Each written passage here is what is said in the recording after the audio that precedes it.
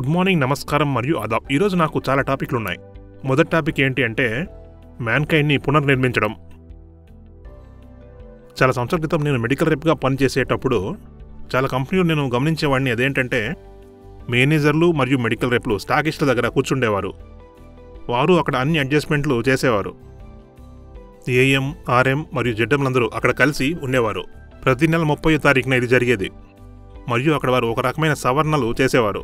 వాళ్ళు ఎలా చేసేవారంటే కొన్ని ఎక్స్పైరీలు, కొన్ని క్రెడిట్ నోట్లు చూపించేవారు. ఇంత మాల్ మీరు తీసుకోవాలి అని వారు అక్కడ అనేవారు. నేను ఆశ్చర్యపోయేవాడిని. ఈ కంపెనీ యొక్క టాప్ మేనేజర్లు ఎక్కడున్నారని నేను చూసేవాడిని. నాకేమీ అర్థమయ్యేది కాదు. నేను అనుకునేవాడిని నేను టాప్ మేనేజర్ అయిన తర్వాత ఇలా చేయకూడదని. నాకు పూర్తి పరిపక్వత వచ్చినప్పుడు నాకు అర్థమవసాగింది, అన్నీ జరుగుతున్నాయి, అందరికీ అన్నీ తెలుసు. నేను గమనించింది ఏమిటి అంటే ఇతర కంపెనీల వాళ్ళు కూడా స్టాకీస్ దగ్గర కూర్చొని అదే పని చేసేవారు. వారు ఏం చేస్తున్నారో ఎక్స్పైరీ కావచ్చు, బ్రేకేజీ కావచ్చు, క్రెడిట్ నోట్ కూడా కావచ్చు, అక్కడ మెడికల్ రేప్ల శాంపుల్ను కూడా గమనించేవారు. వాళ్ళకు కావాల్సిన రిసోర్స్లను కూడా వాళ్ళు అప్పుడు ఇచ్చేవారు. మరి అప్పుడు జరుగుతున్న విషయం అందరికీ తెలిసినదే. అందరూ అంతా చేసేవారు, కానీ వారు స్వల్పకాలం గురించే ఆలోచించేవారు.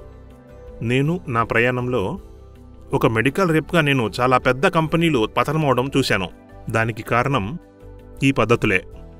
ఈ లిస్టులో చాలా కంపెనీలే ఉండి ఉంటాయి. యూనిక్యాప్ కూడా అందులో ఒకటి. డేస్, సారాబాయ్ కూడా అలాంటివే. అది ఏంటంటే, అంతేకాదు చాలా కంపెనీలు ఒకప్పుడు పెద్ద పొజిషన్లో ఉండేవి. ఒకప్పటి సమయంలో అవి చాలా అద్భుతమైన కంపెనీలు.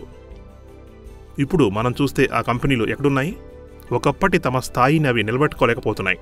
అది నేను గమనించాను. ఒకప్పటి తమ స్థాయికి అవి దగ్గరలో కూడా లేవు. అలా ఎందుకు జరిగింది అంటే వ్యక్తులు తమ హెడ్ ఆఫీస్లోనే కూర్చొని ఉండేవారు.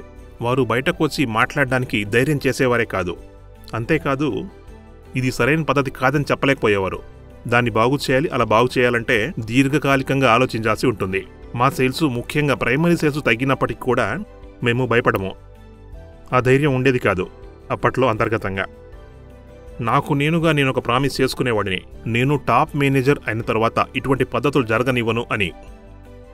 కానీ మీరు కూడా గమనించండి, మ్యాన్కైండ్ కూడా అలా అయిందా?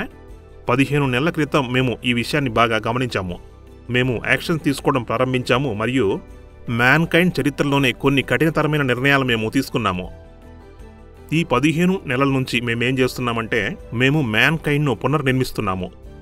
అవును, ఎన్నో పాత పద్ధతులు ఉండి ఉండవచ్చు, అలవాట్లు కూడా ఉండేవి, ప్రాసెస్లు ఉండేవి, అసమర్థత ఉండేది మరియు అవినీతి కూడా ఉండేది. ఎంతమంది వ్యక్తులు ఉన్నప్పటికీ వాళ్ళు రెప్లు కావచ్చు, ఫస్ట్ లైన్ కావచ్చు, లేదా సెకండ్ లైన్లు కావచ్చు, వాళ్ళు ముఖ్యంగా టాప్ లైన్ కూడా కావచ్చు, మేనేజర్లు కూడా ఉన్నారు. వారికి వ్యతిరేకంగా చర్యలు తీసుకున్నాము మరియు తొలగించాం కూడా. మేము చాలామంది వ్యక్తులను బయట నుంచి కూడా తీసుకువచ్చాము. ఆ తర్వాత ఏం జరుగుతుంది అంటే బయటకు వెళ్ళిన కొద్దిమంది వ్యక్తులు ఇలా చెప్పడం ప్రారంభించారు. వారు పుకార్లను వ్యాపించడం ప్రారంభించారు కూడా. మ్యాన్కైండ్ మునుపటి మ్యాన్కైండ్ కాదు అని అనడం ప్రారంభించారు. మరి మమ్మల్ని తీసేశారు, ఎక్కువ సేల్స్ ప్రెజర్ ఉందని కూడా అనేవారు. మునుపటి మ్యాన్కైండ్ ఇలా లేదు అన్నారు. టార్గెట్లు లేవు, సేల్స్ గురించి కూడా మమ్మల్ని ఎప్పుడు అడిగేవారు కాదు అన్నారు. దాని అర్థం ఏంటి? మునుపటి వాళ్ళ సేల్స్ మైనస్లో ఉండి ఉండవచ్చు, జీరోలో ఉండేది, నెగిటివ్లో కూడా ఉండేదేమో.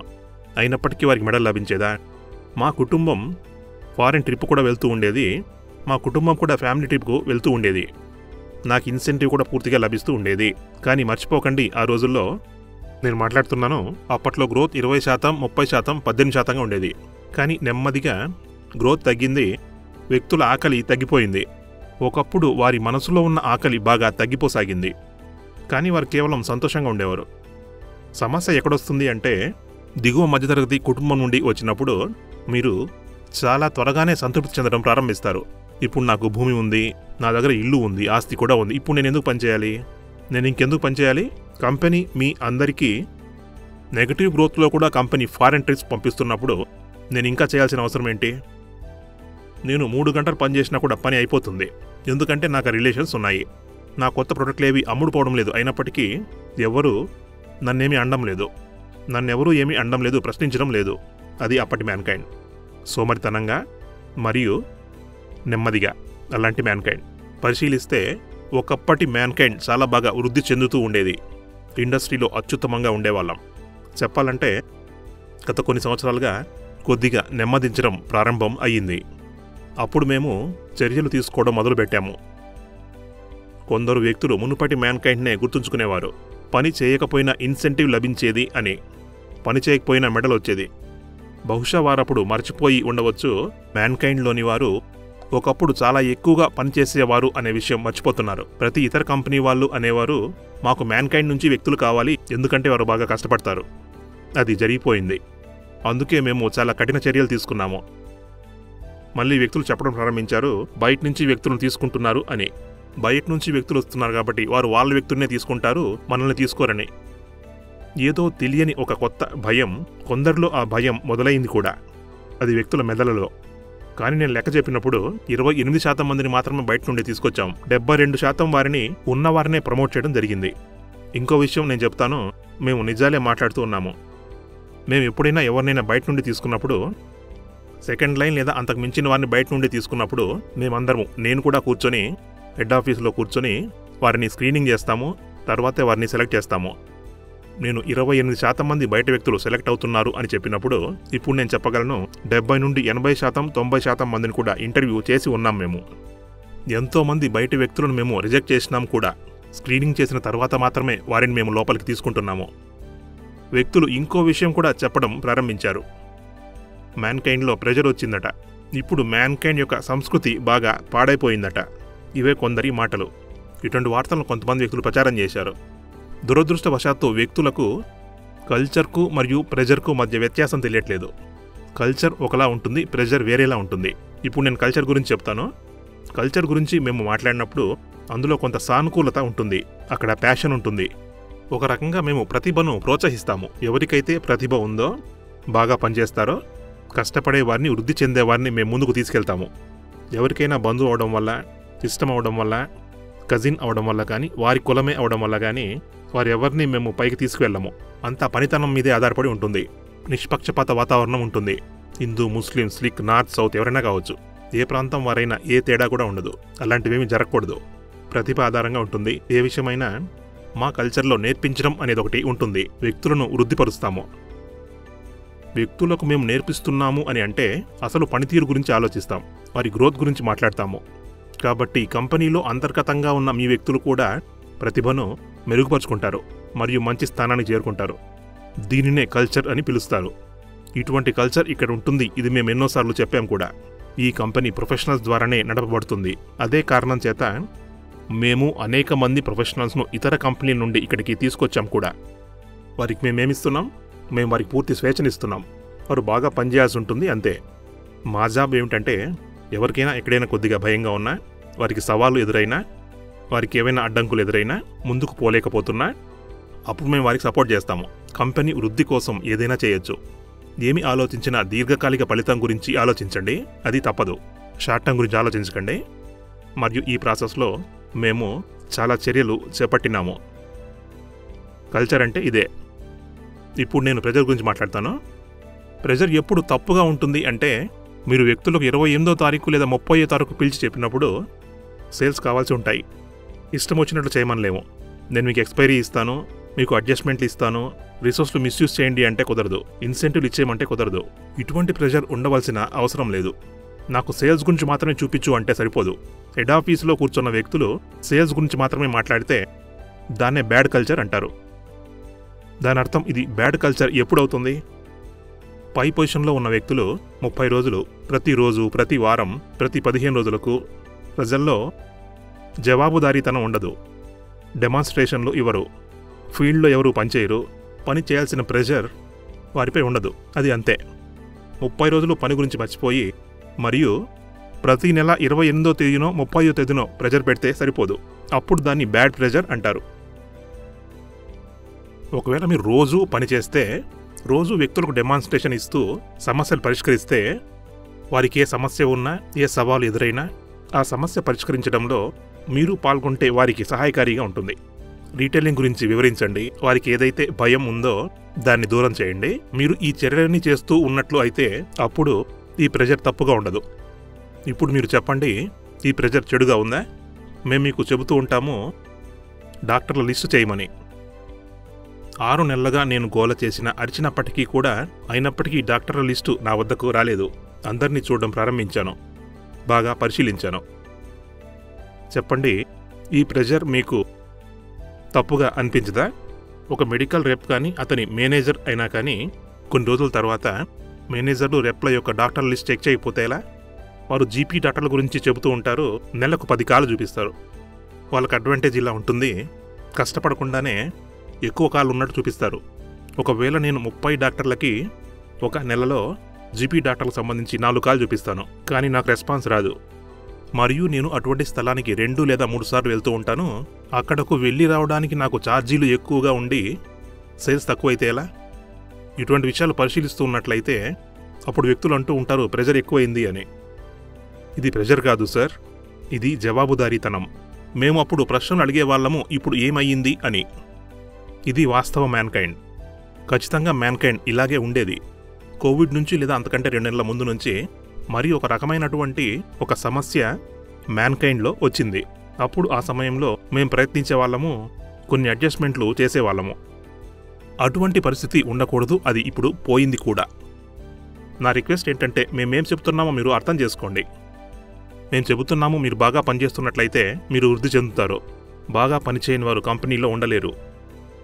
దీని అర్థం ఏమిటి అంటే, మధ్యలో ఉన్నవాళ్ళు వారు ముందుకు వెళ్లాల్సిందే. దీని గురించే మేము మాట్లాడుతున్నాము. ఇదే లైన్ మీదనే ఇక కంపెనీ నడుస్తుంది.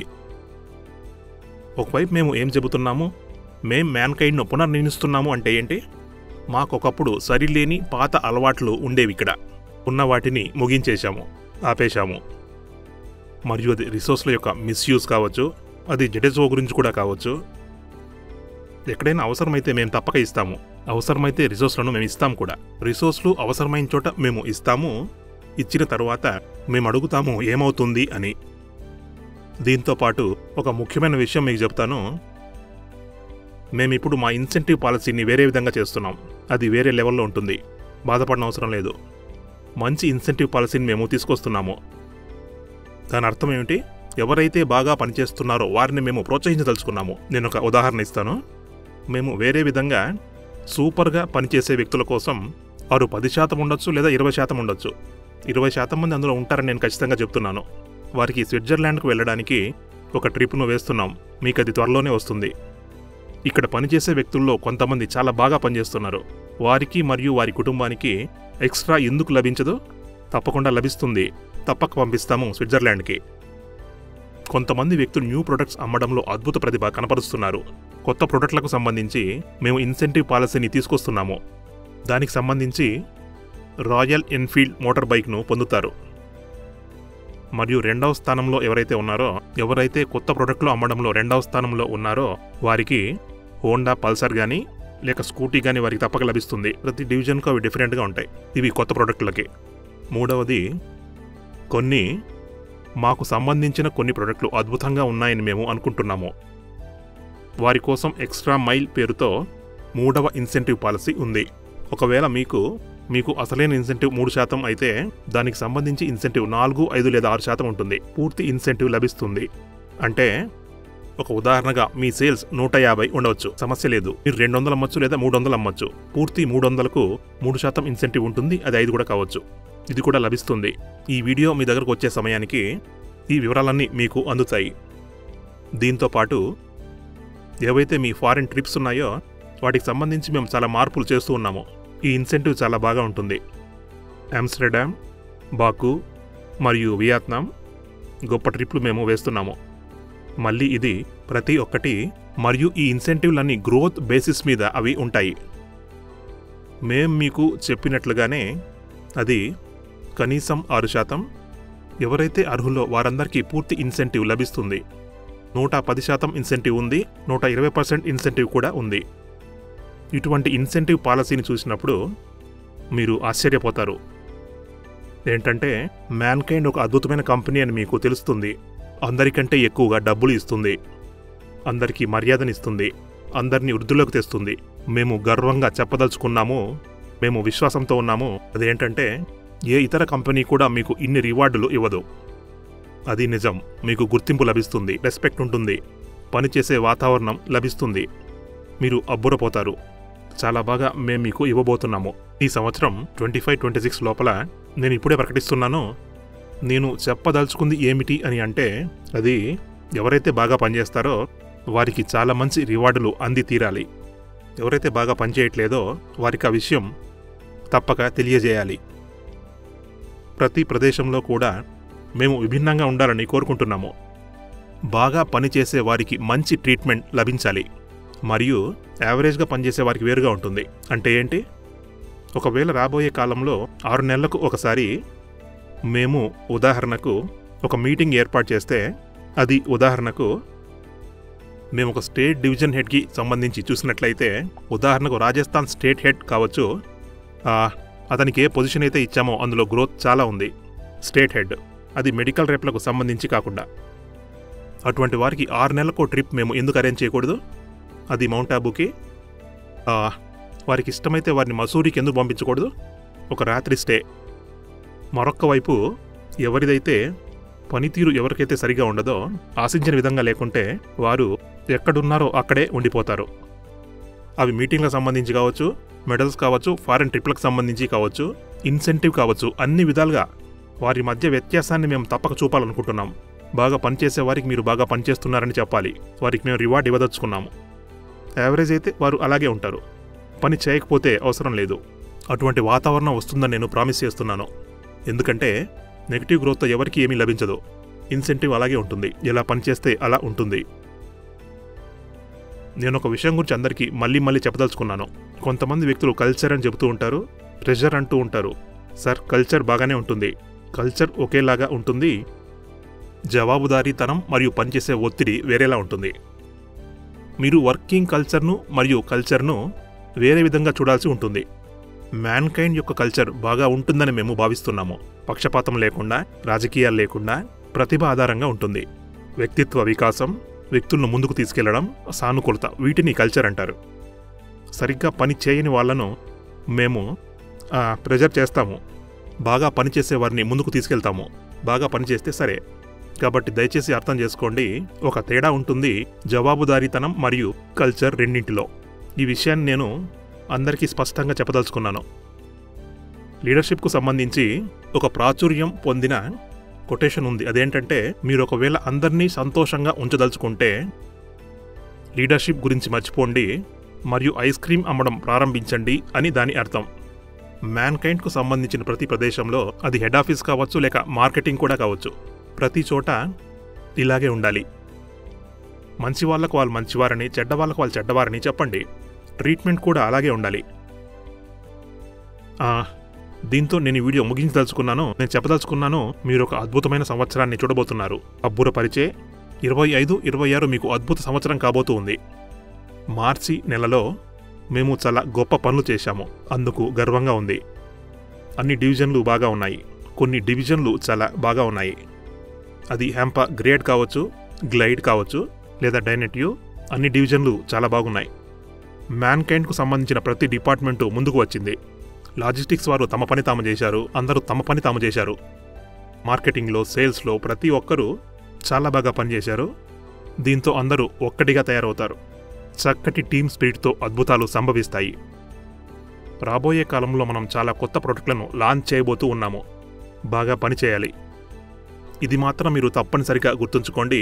అందరూ ముందుకు సాగాలి. All the best. మరియు అద్భుతమైన 25-26ను ఆస్వాదించండి. అంతేకాదు, సంవత్సరాన్ని ఆస్వాదించండి. మీ మీటింగ్లను మీరు ఎంజాయ్ చేయండి. వచ్చే సంవత్సరాన్ని ఎంజాయ్ చేయండి. మరియు all the best. Bye bye. See you.